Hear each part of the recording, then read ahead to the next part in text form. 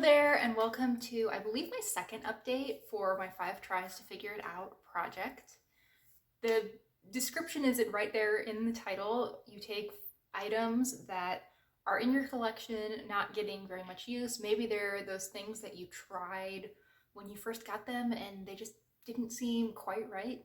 They got put in the back of a drawer and this is your chance to bring them out and try them 5 times. See, I think I'm going to structure this update a little bit as I get ready with me. Now, clearly I am already wearing quite a bit of makeup. It's actually like 7 p.m. as I'm filming, but my eyeshadow has largely worn away and I just feel like putting some more on, and this seems like a good way to talk through the products. So let's get into it.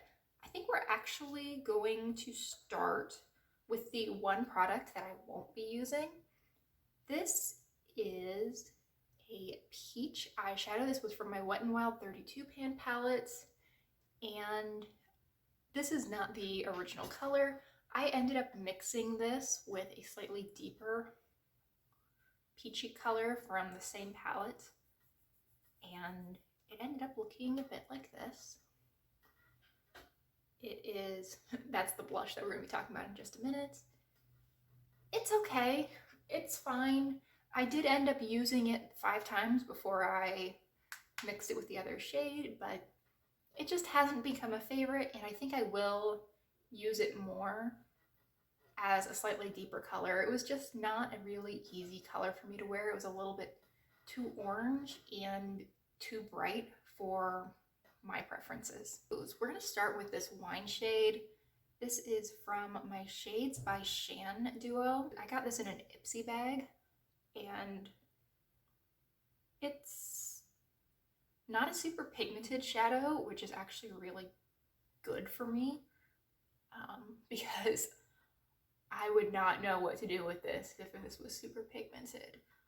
I already feel like I'm in a little bit over my head with the level of color that I get right now, which, as you can see, is really not a huge amount. I like to be able to build up shades like this, and for that, this is fantastic. I'm also a bigger fan of the wine shade than I thought I would be. It turns out that it is much easier to throw in the crease like I just did, or put on the outer corner, under the eye, whatever, than I thought it was going to be. So I not only have used that the 5 times that were needed for the project, I've probably worn it 3 or 4 times since then. And that's kind of the case for the next few items that we'll be talking about as well, because I originally planned to film this update like 3 weeks ago, but it just kept getting pushed back further and further, and now it's almost the time that I was considering, or at least hoping, to post update 3, and here we are. I think that next I'm going to use a shader brush and go into this shimmery brown. This is from Maybelline. It's my City Mini palette, and this is a shade that I've just never gotten a ton of use from me. It's not a bad shade. I think you can tell I've used this palette to death. I've got pan in 4 shades. Admittedly, I've barely touched this dark purple, but this dark purple just doesn't do a whole lot for me. This is a shade that I like. I've never had a problem with this shade. It's always been one of the less inspiring items in the palette for me, and I can't get behind it. It's fine. I have no complaints, but it's just not really anything special. And I'll use it like this. I'll use it all over the lid. It can do a fine one shadow look. I can't say that any of the 5 times that I've used this, actually I think I've probably used this a couple more times since I hit the 5. Probably 6 or 7 times I've used this. I don't think any of them were super memorable, but I don't have any complaints about any of the looks that I came up with. So I really don't know how I feel about this shade. I think that if I were to finish off these 3 shades, I would probably just depot or repress this gray and get rid of the brown and the purple. I'm just not attached to those shades at all, but once those shades are gone, I think it'll just be our cue to say goodbye. Next up, we have the final eyeshadow that I had in this round. This is Earthshine from ColourPop. It is a pink-purple duochrome. Now, this is sort of a classic shade from ColourPop. I believe it's in their original purple palettes. It's My Pleasure, maybe? I don't remember. I've never owned any of the ColourPop 9 pans, so I can't keep them straight in my head. Now, this was released as a single, and apparently, from what I have read online, there are a few different formulations of it floating around, and I think, based on other swatches that I've seen, that I have one of the weak ones. This is pretty when it hits the light, but I think you can tell when it's not hitting the light the right way, it almost doesn't have any color, or it has a very soft pink sheen, and that is quite a built-up swatch. I mean, that's a finger swatch that I went over a couple times. So we're going to be using some setting spray with this. I find that I can get a pretty look with this shade, but really only if I'm using it with setting spray, glitter glue, and a base color underneath. Even just glitter glue by itself doesn't tend to give me as much oomph as I want from the shade, which is really disappointing. So I have some base color on that's just left over. I am wearing, let me get that shade out actually so I can show you. I was wearing this ash shade as a one shadow look for most of the day. And yeah, it's been on for like 13 hours at this point. So there isn't a ton hanging on, but there is enough that I think it will allow Earthshine to shine. We're just going with that. I'm not refilming that piece. And yeah, I think you can see the sheen. At least I can see the sheen. I feel like my arm is really throwing off the color today. It really does not like the color white. The camera just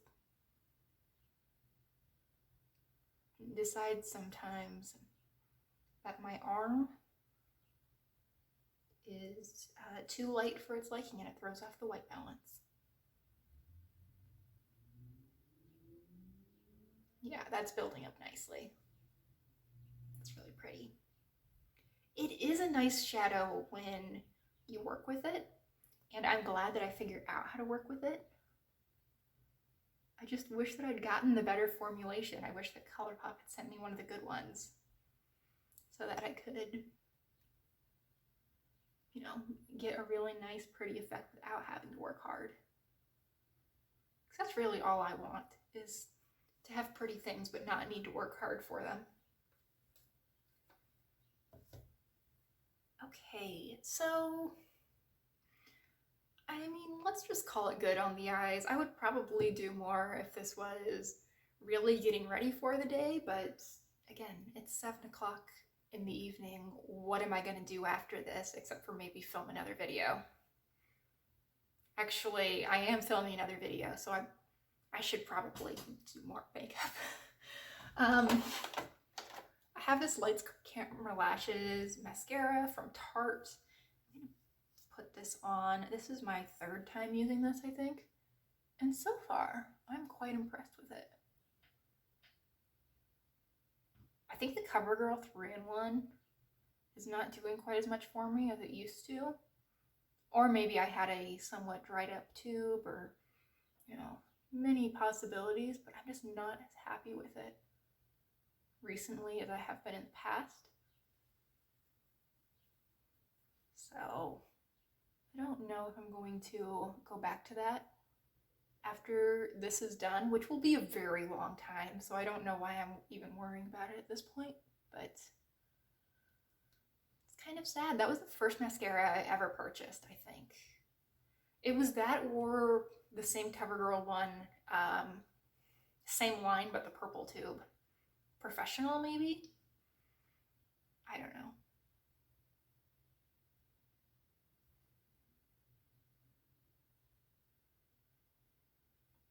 But that's not the point of this video though, so let's get back on track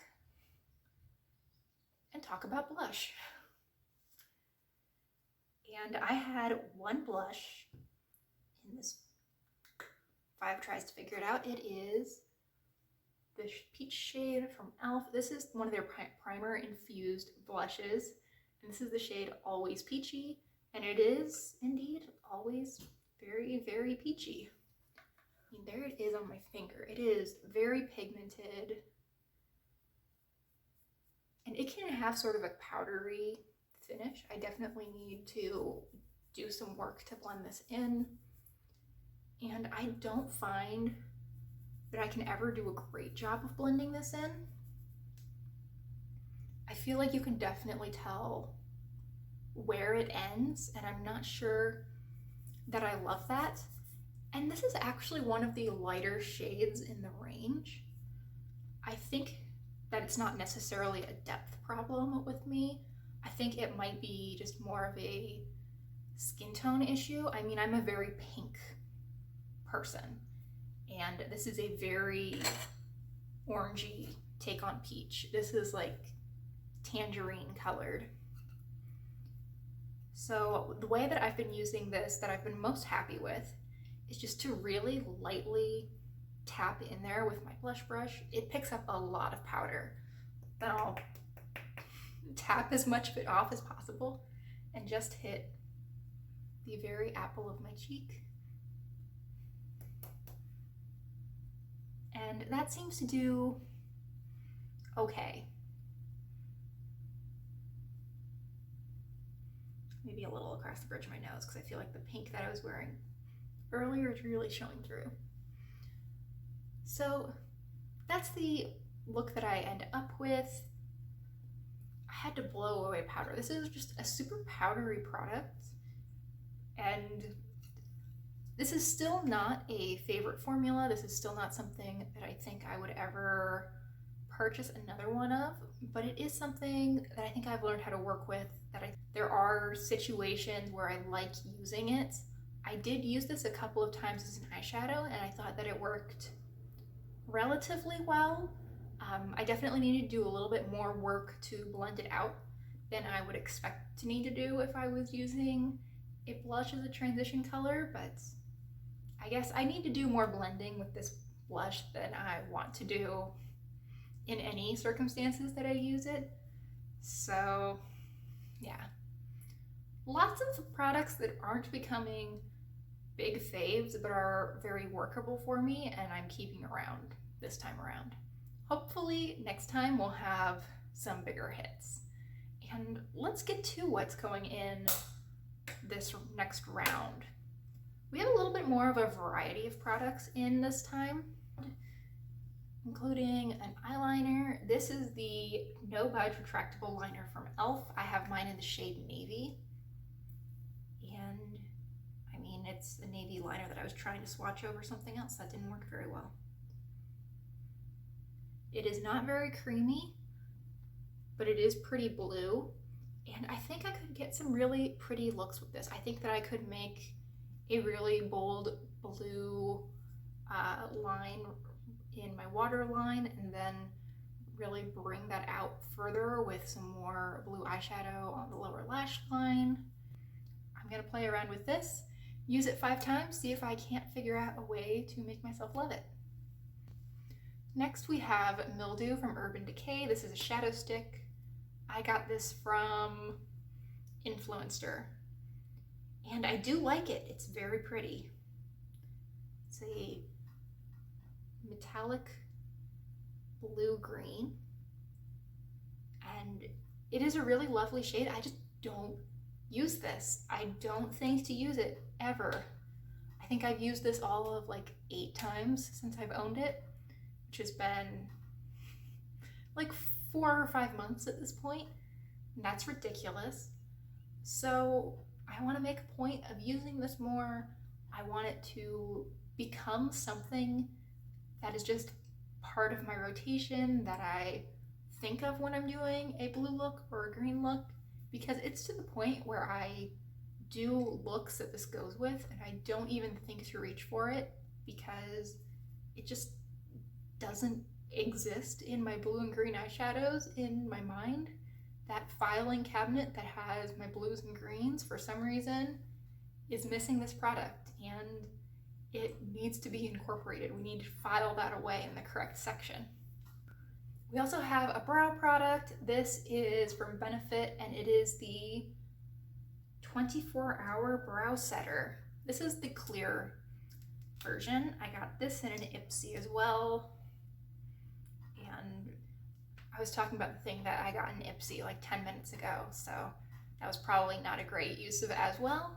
However, I did get this from Ipsy, and it is just a clear brow gel. I don't like how chunky this makes my brows feel. Maybe I'm putting too much in, but I don't know, it just feels they just feel very stiff when this is in and a little bit crunchy. Maybe that's just how gels are. Maybe I'm putting too much in. Maybe it's just this particular product. I just want to work with it a little bit, see if I can't finesse my application to make it a little bit more comfortable, because I really do like the effect. I think that very neat brow is flattering. I think that pushing my brow up a little bit, not in like a fluffy soap brows kind of way, but just being able to move the tail of my brows up a tiny little bit, get it lying really flat, gives me a hair bit more space on between my brow and my lid. Would love a little bit more real estate to put eyeshadow down on. And then finally we have two lip products. I actually don't know if there's been a lip product in here before, but the first one is my Melt liquid lipstick. This is in the shade Rebound. Here is a swatch of that. Do I have any room left here to swatch? Oh, we'll put it here. It is a reddish brown. I would say that this is like a dusty brick rose. Is that all the words at once? Yes, but is it also accurate? I think so. This dries a little bit darker on me, at least, than it looks like it would be in the tube. I mean, I feel like that looks darker, and I think that it looks even a hair darker against my lips. So I do like the color a lot. The formula is not great, I think. I've used this, I think, maybe 4 times, and twice I haven't been impressed with the formula, and twice I have been. So I want to figure out if my application was different. Just really think about how I'm applying and what I'm doing during the day as I'm wearing this, and see under what circumstances I was really happy with it, because I just wasn't thinking about that at the time, and I feel like my experiences were so different that there must have been some variable that changed.